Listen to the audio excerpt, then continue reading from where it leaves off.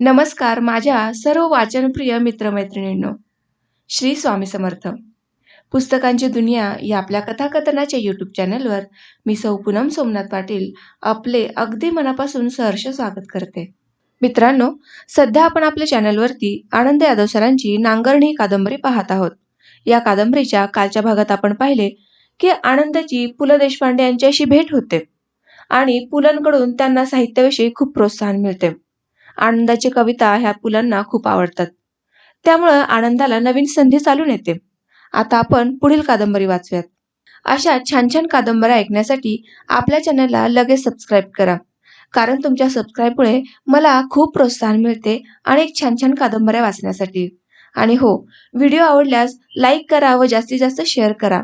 आपले अभिप्राय मला कमेंटद्वारे सांगायला विसरू नका.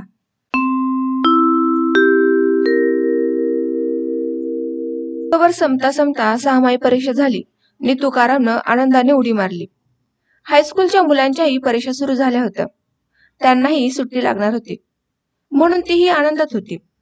सगळ्यांना घरी जाण्याची ओढ लागलेली. तुकारामला सकाळी मी स्टँडवर पोहोचवलं. परत आल्यावर खोली एकटी एकटी वाटू लागली. सुट्टीत काय करायचं याचा निश्चय अजून होत नव्हता. संध्याकाळी समुद्रावर जाऊन निवांत बसलो. सुट्टीत गावाकडे जाण्याची इच्छा नव्हती. घरची आठवण झाली की सगळं चित्र मनासमोर दिसत होतं. आई दादांची भांडणं, भनी भावंडांचे कष्ट नको नको वाटत होतं. ह्या दिवसात तर घरातलं सगळं हुरळलेलं असतंय नि नवं अजून रानातच असतं. म्हणजे आता तिथं गाडाभर काम आहे नि मुटकाभर बी अन्न नाही. मी तिथं जायचं म्हणजे दुष्काळात धोंडा महिना. तिथं गेलो तर आई दादा परत सोडायचंच नाहीत. म्हणतील आता घाणं घुराळ चालू होतील. सुगी तोंड्याला आलिया, कामाची रणघाई उसळल्या. कुठं जातोस? एवढं सारं कर, जास्ताना लाव आणि मग जा. लयच काय कालीज बुडत नाही. काय करत्या ते करू द्या तिकडं आणखी 4 महिने.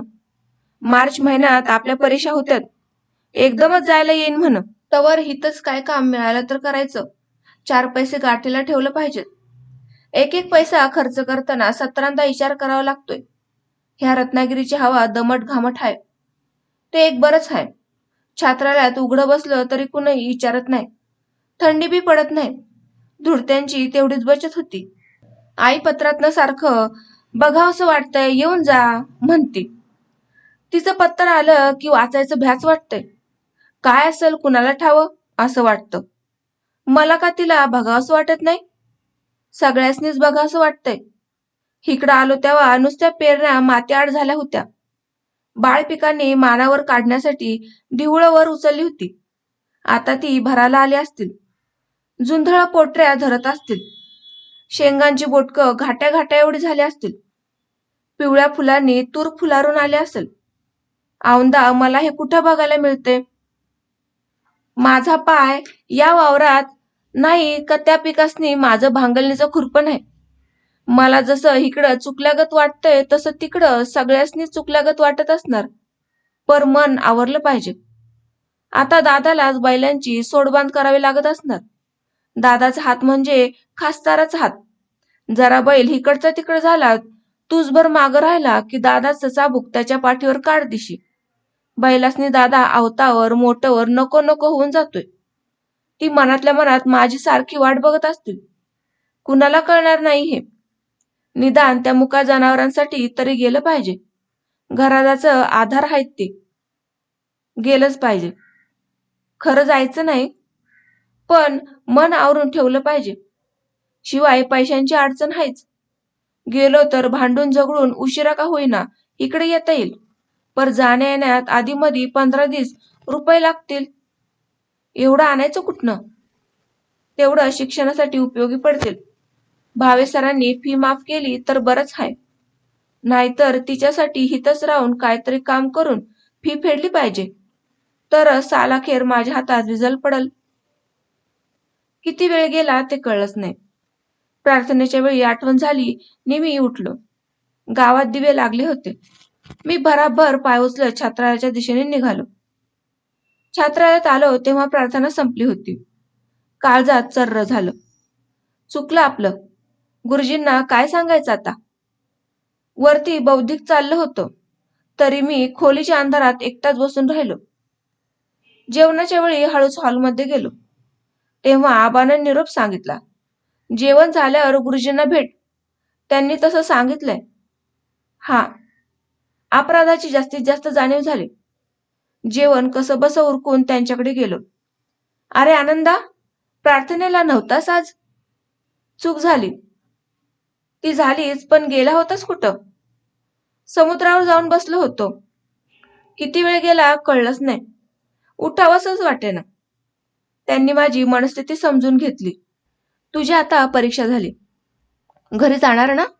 महिनाभर सुट्टी आहे. मी त्या प्रश्नानं गर्भगळीत झालो. कसं बसं बळ आणून म्हणालो, गुरुजी, मला रत्नागिरीत सुट्टीमध्ये काही काम मिळेल का? मी ते करीन आणि 4 पैसे मिळवेन. अभ्यासासाठी माझ्याकडे काही पुस्तक नाही. जरूर जी पुस्तकं घेता येतील. थोडे वर खर्चालाही पैसे होतील. घरून मला पैसे मिळत नाहीत. सुट्टीत मी सुतकताईची भरपूर कामं करेल. जेवणाच्या मोबदल्यात मी ते काम करतो. त्यांना मी सविस्तर परिस्थिती सांगितली. त्यांनी माझी अडचण समजून घेतली आणि 2 दिवसात मिठागरावरचं काम आणलं. कसं बसं 8 दिवस ते पुरलं. मिठागरात झालेला चिखल काढून एका बाजूला टाकायचा असतो.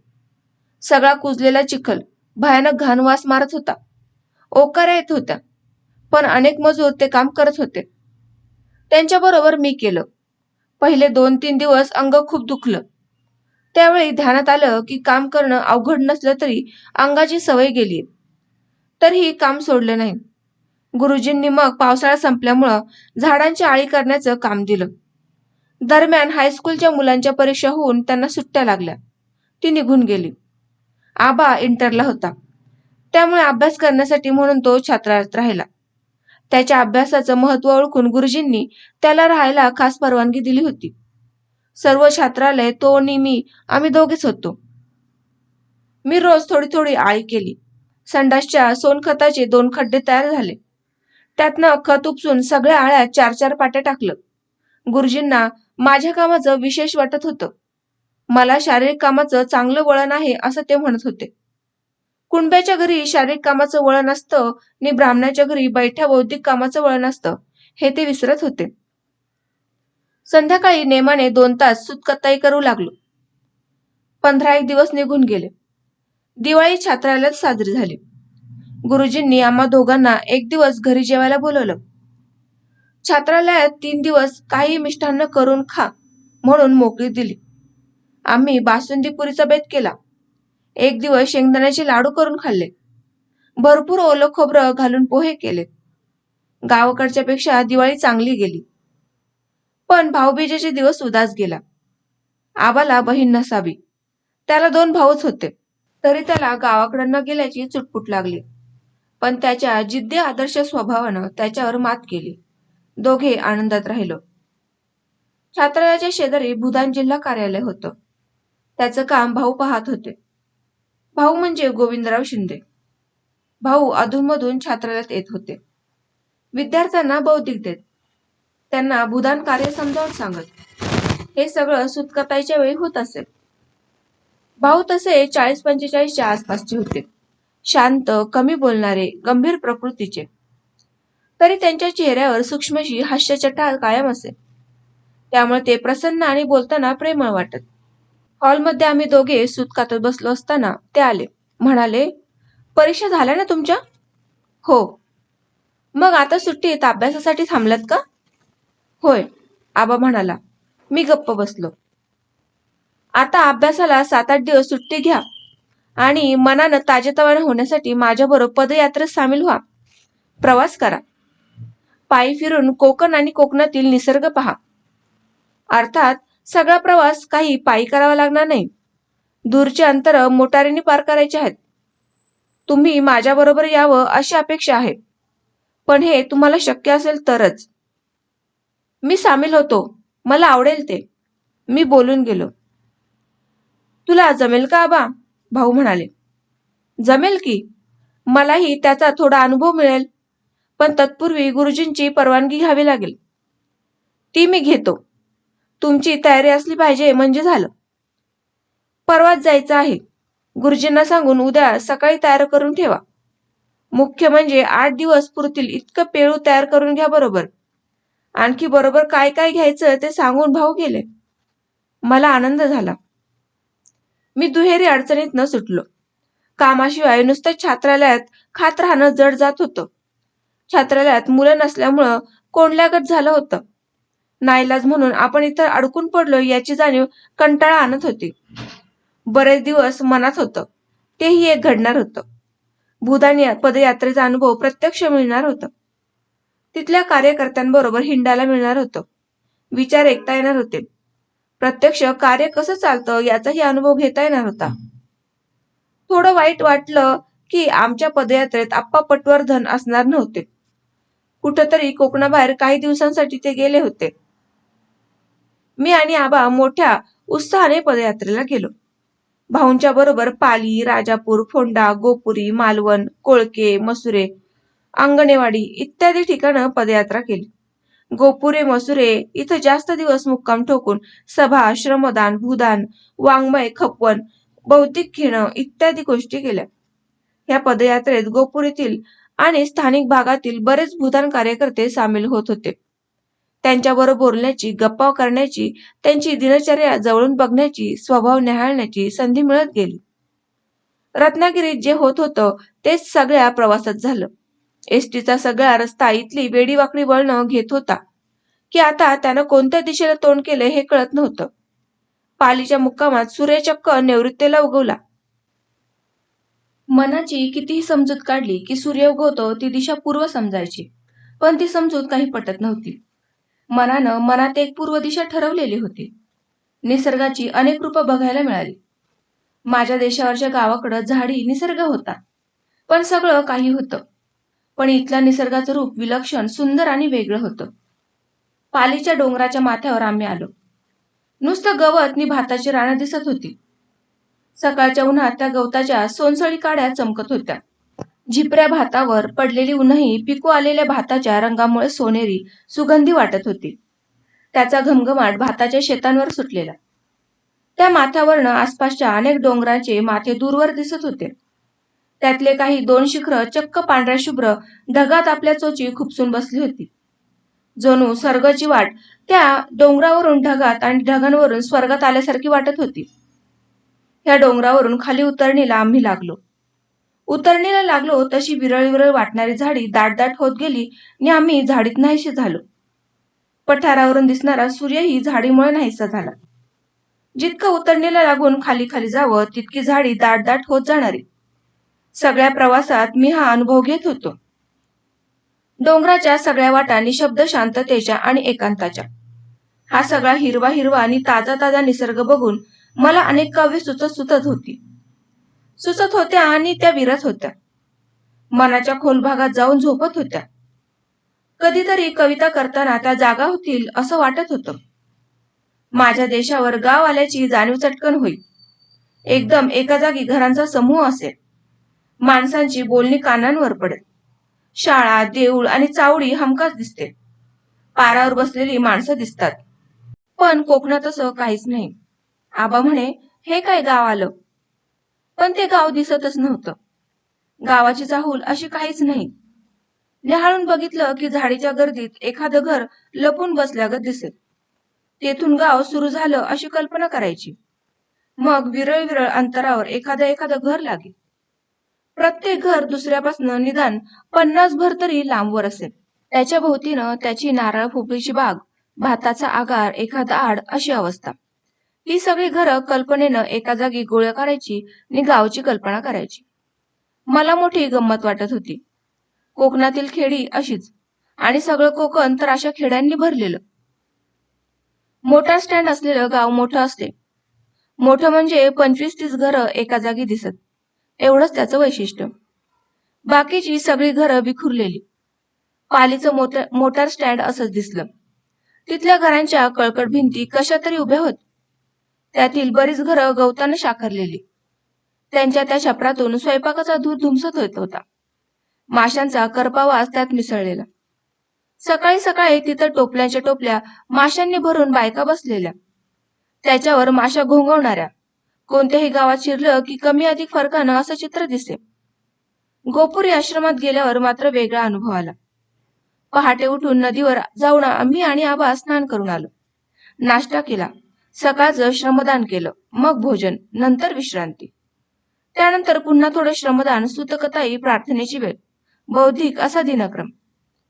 तिथल्या चिक्कू पेरूच्या बागा, केळीच्या भव्य लागवड, अहिंसा चर्मालय, विखुरलेली घरं, या सर्वांमधून सर्वोदयी पोशाख केलेली सात्विक माणसं वावरताना पाहून मला पुरातन काळातल्या ऋषीमुनींच्या आश्रमात गेल्यासारखं वाटलं. सगळं वातावरण कसं निर्मळ, पवित्र, मंगलमय वाटत होतं. मन लीन होऊन गेलं. जगाच्या गलबल्यातून इथं आल्यामुळं कदाचित असेल, पण इथंच राहावं, परत फिरून जाऊच नये, सगळं सोडून द्यावं आणि इथला दिनक्रम आचरावा असं तीव्रतेने वाटू लागलं. पण जगाच्या चक्रात अपरिहार्यपणे सापडलेल्या मला तसं करता येणं नाही याची जाणीव झाली. मी उदास झालो. अगोदर शिक्षण, मग सारं मनासारखं करायचं. मसुऱ्यात गेलो आणि कोकणातलं साधं घर आतून अनुभवलं. दादा मसूरकर सरोदयचे साधे कार्य करते. त्यांचं घर, त्यांना 3 मुली आणि 2 छोटे मुलगे. डोंगराच्या उतरणीवर हे घर तोल सावरून बसलं होतं. सोबोवार दूरवर आडवे तिडवे पसरलेले डोंगर, मध्ये हे अगदी साधं घर एकटं राहिलेलं. पावसाचा मार खाऊन खाऊन एक कोपरा खिळखिळा झाला होता, थोडा ढासळलेला. त्याच्यावर झावळ्या टाकून घराची ती जखम लपवलेली. वळचळलेला 2 मरतुकडी कुत्री भांडत होती. मरतुकडी होती, खरं भाऊबंदकी असल्यागत भांडत होती. याचं आश्चर्य वाटत होतं. घराच्या भक्कम वाशातून जुनाट कागदाच्या घड्या आणि पुड्या कुठं कुठं डोकावत होत्या. आजोबांची मोठ्या मुठीची काठी सापासारखी तुळई करून खाली बघत होती. काथ्याची दोरी कापड्याच्या ओझ्यानं तुटाच्या घाईला आली होती. धोत्रे, सदरे, जुनेरे, झगे सगळे जातीभेद विसरून एकत्र बसलेले. हे सगळं ओसरीतच होतं. 2 गोरटी मुलं अंगणात खेळत होती. त्यांचे भोकरासारखे घारे डोळे गुलाबी गालास खुलावट आणत होते.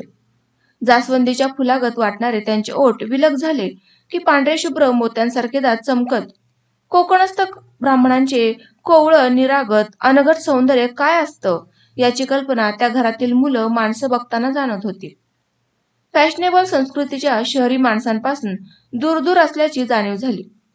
जगापासून फार अंतर ठेवून हे घर एखाद्या आश्रमासारखं आत्मरंगी रंगलेलं दिसत होतं. घरातील माणसंही तशीच. 12 वाजता आम्ही जाऊन पोहोचलो. N25च्या जवळपास वावरणारी तरी प्रांजळ बाळभूत घरेलू वळणाची मालू आम्हाला म्हणाली, दादा घरात नाहीत, आज संध्याकाळी येतील, तुम्ही राहा इथं. आम्ही राहिलो. तिनं बादली भरून आणलेल्या पाण्यात आम्ही हातपाय तोंड धुवून घेतली. तासभरानं तिनं आणि माईंनी भात आमटीचा नी नाचणीच्या भाकरीचा स्वयंपाक तयार केला. आम्हा पुरुषांना जेवायला संकोच वाटू नये म्हणून आपले 10 वर्षांच्या आतले 2 भाऊ मालूंना आमच्या पंक्तीला बसवले. पदर खोचून गुडघ्यावरच्या खोचून खोचून स्वतः आग्रह करून वाढू लागले. साधं जेवण पण कौटुंबिक गोडवा अमृताचा. आमचा मुक्काम त्या घरी 4 दिवस होता. दादा सरोदयचे कार्य करते, पण सकाळी म्हैस हिंडून आणत, संध्याकाळी भूदान सभेत ब्राह्मण भटजींवर कडाडून टीका करत, गावकऱ्यांच्या खुळ्या समजुतींवर हल्ले करत, पण लग्न समारंभादी मंगल कार्यात स्वतःच भटजी म्हणून जात. खेडूतांना दुखून कसं भागेल? श्रद्धा असतात त्यांच्या, त्यावर तर जगतात ही माणसं. भटजींच्या मनात कार्याला जाऊन फक्त दक्षिणा उकळायची असते हे खरं, पण तोच भटजी या खेडूतांना घरी देव आल्यासारखा वाटतो असंही सभेतून परत आल्यावर रात्री गप्पा मारताना सांगत. श्रमदानाला सरक पुढं टिकाव घेऊन चालू लागत. भटजी असले तरी गावकऱ्यात मिसळून काम करू लागत. दादांच्या पत्नी माई तशा सहनशील, वत्सल आणि प्रसन्न. 10-11 जणांचा स्वयंपाक दोन्ही वेळा करत होत्या, तरी हसतमुख राहून सर्वांची घरगुती चौकशी त्या करीत होत्या. दुसऱ्याच दिवसापासून मी या घरातनं घरभर मोकळेपणानं वावरू लागलो. शालू मालूंना भाजी निवडून देऊ लागलो, पाणी भरू लागलो, आळातलं पाणी उपसून स्वयंपाक घरात नेऊन लागलो. ब्राह्मणांचं घर असूनही स्वयंपाक घरापर्यंत मला प्रवेश मिळाला. तिथपर्यंत जाताना संकोच वाटला. घर आतून बघायला मिळालं. त्यांच्याच घरातला एक होऊन वावरलो. त्यांना माझी ना शिवाशिव ना बेटाळ. ब्राह्मणांचं घर असं आतून अनुभवण्याचा तो पहिला प्रसंग. गावाकडं अनेक ब्राह्मण मित्र होते. पण त्यांच्या सोप्यातल्या बैठकीपेक्षा अधिक आत यायला म्हणाई. बाहेरच्या बाहेरच थांबालो म्हणून उभा केलं जाईल. मित्र बाहेर येत किंवा सोप्यातच उभं राहून बोलत, मला काही वही पुस्तकं हवं असेल तर थांब आणतो म्हणून आत जात. त्यांच्या अभ्यासाच्या खोलीत मला न नेता एकटेच जाऊन आणत नि मला देत. त्यांची ती जाती अंतर जाणून देणारी वागणूक पाहून मन दुःखी होई. मी बिगर जातीचा म्हणून मला ही वागणूक मिळते असं वाटे. पण या कोकणातल्या घरात तसं मला कुणी मानलं नाही. मला आपलं मानलं याचं फार बरं वाटलं. ठसा खोल उमटून राहिला. 12-13 दिवस पदयात्रेने फिरलो. गावातील लोकांचे अनुभव मन खिन्न करणारे होते. सामान्य माणसाच्या घरादारात दारिद्र्य भरलं होतं. त्याच्या गवताच्या झोपडीत गेलो तर सगळं मोकळं मोकळं दिसे. 4-2 मडक्या पलीकडे, अंथरुणा पांघरुणा पलीकडे, चिंध्यान बोलका पलीकडे काही नसे. सगळी राबणारी माणसं पोट म्हातारी आलेली. एकाच्याही तोंडावर रया नाही की अंगावर मांस नाही. तंबाखूची चिमूट दाढेखाली धरून त्यांनी तोंड चिकटवून टाकलेली. त्यांच्या कष्टाला सुमार दिसत नव्हता. उन्हातानात, पावसात, दिवस रात्री, थंडी वाऱ्यात ती राबत होती, तरी उपाशीच होती. आमच्याशी बोलताना यातलं अवाक्षरही सांगत नव्हती. नुसतं होला हो आणि नाहीला नाही म्हणत होती. सगळं मुकाट सोसत, हसून प्रसंग साजरा करत. रात्री देवळात भजन नाहीतर हातभट्टीची दारू यात मरतुकडा जीव बुडवून टाकत.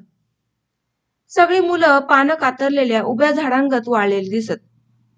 हे सगळं बघताना आमचा विनोबांचा भूदान प्रकार इथं दुबळा आहे याचा काही उपयोग नाही. ह्या खडकाळ कोकणात कितीही जमीन भूदानात मिळाली नि यांना ती दिली तरी जमिनीत काहीच पिकणार नाही. त्यांच्या पोटाला मिळणार नाही हे नाहीच. आमचं तत्वज्ञानी प्रचार वरवरचा, उपरा, बाजारी नि सांकेतिक वाटू लागला. आंगणेवाडीत मुक्काम होता. आमची सकाळची प्रार्थना, स्नाने, नाश्ता व्यवस्थितपणे आटोपण्यास 10 वाजले. मग आम्ही खांद्यावर टिकाव, फावडी, शोभेच्या वस्तू घ्याव्यात तशा घेऊन श्रमदानाच्या ठिकाणी जायला निघालो. अर्ध्या तासानं एक डोंगर चढून वर आलो. गप्पा मारत हळूहळू पाय उचलत उतरण उतरू लागलो. थोडी उतरण उतरून गेलो नाही तोच उघडेबंब लोक दिसले. खडकाळ जमिनीत टिकाव पहारी खडखडत होत्या. डोंगराच्या दगडी उरावर घाव घालत जळके, वाळके, काळे, कळकट लोक हास्य विनोद करत होते. कपाळावरचा घाम बोलता बोलता पुसत होते. जणू आंघोळ करून तशाच चिंबांगानं दगड फोडत आहेत असं वाटत होतं. रस्त्याकडेला एक जण फुटलेल्या रक्ताल बोटाला फडकं बांधत होता. लंगोटी हेच त्याचं एकमेव वस्त्र. भुरकटलेली साहेबी टोपी त्याला कुणीतरी दिली होती. पाहुणे इलसत, बसा, घोंगडे हाड रे, त्यानं आमच्याकडे बघून एकाला सांगितलं. आम्ही कुणी पाहुणे नाहीत, आम्ही श्रमदान करायला आलो आहोत, भाऊ म्हणाले.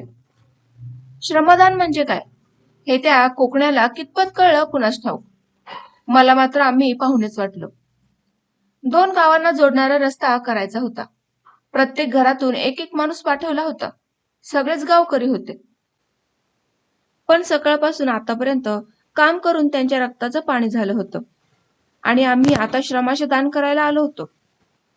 आतापर्यंत त्यांनी डोंगराच्या कडोसरीचा बराच लांब रस्ता करत आणला होता. समोरची झुडपं आणि मोठमोठे दगड बघून मला शंका आली की आता ह्यामध्ये हे कसा काय रस्ता करणार. मी एकाला विचारलं, पुढं तर आता झुडपं आणि शिळा दिसतायत, आता कसा काय रस्ता करणार. डोंगरावर सगळं असंच असतं साहेबा, मऊ माती खैसून येतली. म्हणजे त्यांनी केलेल्या रस्त्यावरही अगोदर अशी झुडपं आणि शिळा होत्या. घाणाघातांनी ते शिळा फोडत होते आणि कोयतीनं झुडपं साफ करत होते. पांढऱ्या स्वच्छ कपड्यातल्या आम्ही चौघांनी नाजूक हातांनी श्रमदान सुरू केलं. छोटी छोटी झुडपं आम्ही फक्त तोडू शकत होतो. मोठ्या शिळा आम्ही फोडण्यास गेलोच नाही. आम्हाला त्या पुढच्या हजारो जन्मातही फुटणं शक्य नव्हतं. ते फोडणारे हात वेगळे असावे लागतात. आमच्याजवळ ते नव्हतं. असं हे आमचं श्रमदान. आमच्या आयुष्याच्या गांधी टोपीवरची श्रमदान ही शोभेची वस्तू वाटली. तरीही ते आमच्या कामाकडे कौतुकानं बघत होते. आम्हाला खूप झटापट करून न निघणारा झुडूप पटकन हातात येऊन एका दणक्यात काढून देत होते. माझ्या लक्षात आले की आपले श्रम इथं केविलवाणे आहेत. अशा श्रमाचा त्यांना काहीच उपयोग नाही. कोळल्याला भूदान वाङ्मय खपवण्यासाठी आम्ही घरोघर गटागटाने हिंडत होतो. कुणी एकही पुस्तक घेणार नाही याची मला मनोमन खात्री होती. गाव इतकं दारिद्र्याने भरलं होतं की माणसाच्या पोटाला खायला तिथं अन्न असेल असं वाटत नव्हतं. अशा गावात पैसा देऊन ग्रंथ कोण विकत घेणार? पण आपला मी कर्तव्य प्रामाणिकपणे करत राहायचं अशी भाऊंची सक्त इच्छा होती. म्हणून मी आणि आमच्या बरोबर गोपुरीहून आलेले गडकरी घरोघर जात होतो. 11 वाजता एका घरासमोर आलो. सोप्यात एक 10-12 वर्षांचा मुलगा आपलं दप्तर उघडून वाचत बसला होता. सगळा पसारा मांडून त्यात तो रमला होता. गडकरींनी विचारलं, बाबा आहेत का रे घरात? नाहीत. मग मोठं माणूस कुणी आहे का? आई आहे. आई? त्याने बसूनच आईला हाक मारली. आईला स्वयंपाकघरात आमच्या बोलण्यावरून चाहूल लागलेली दिसली. ती तेथूनच म्हणाली, अरे कोण आहेत विचार ना त्यांना. कोण आपण? बुधांचे कार्यकर्ते आहेत म्हणून सांग. त्यानं गडकरींच्याकडे बघून बघत बघत आईला आज सांगितले. बुधांचे भिकारी आलेत.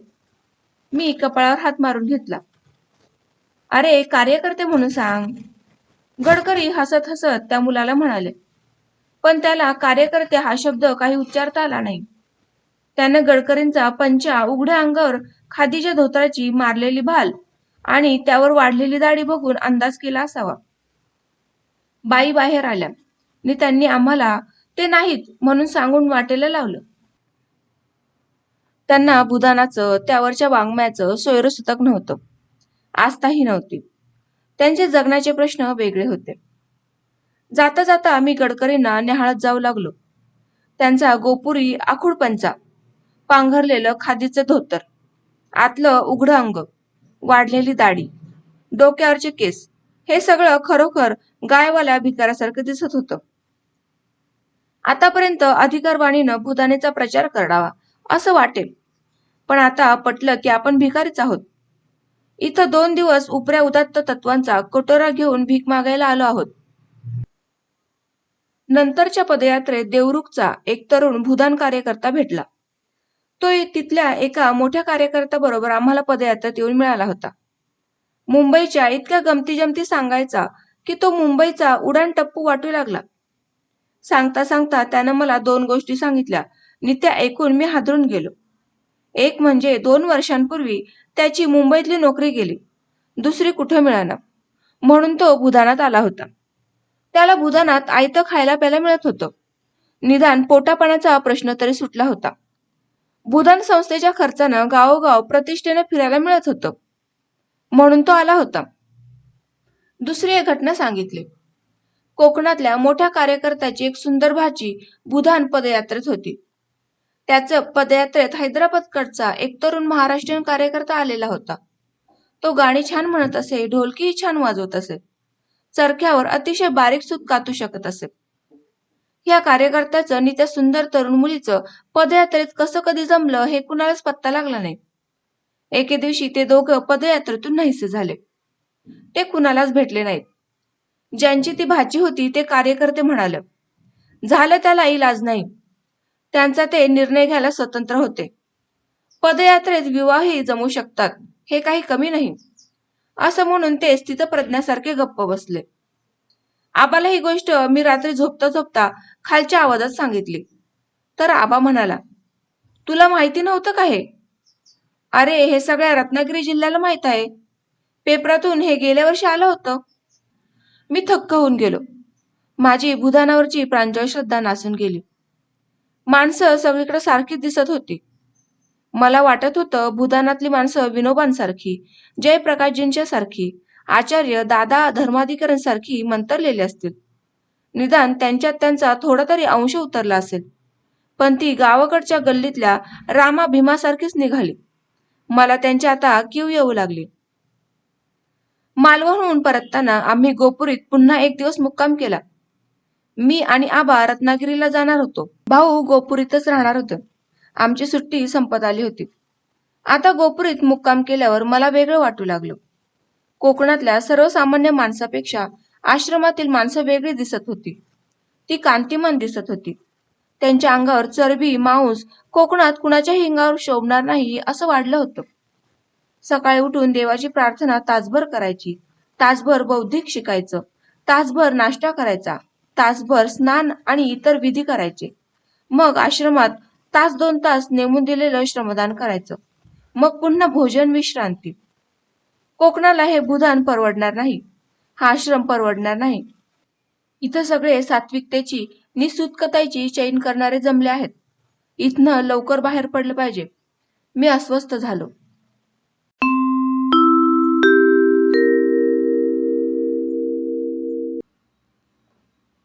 तर मित्रमैत्रिणींनो, कादंबरीच्या कथा वाचनामध्ये आज मी तुमचा येथेच निरोप घेते. भेटूयात पुढील भागामध्ये. आपला व्हिडिओ जर आवडलास तर लाईक करा व जास्तीत जास्त शेअर करा आणि आपला चॅनल सबस्क्राईब करा. धन्यवाद.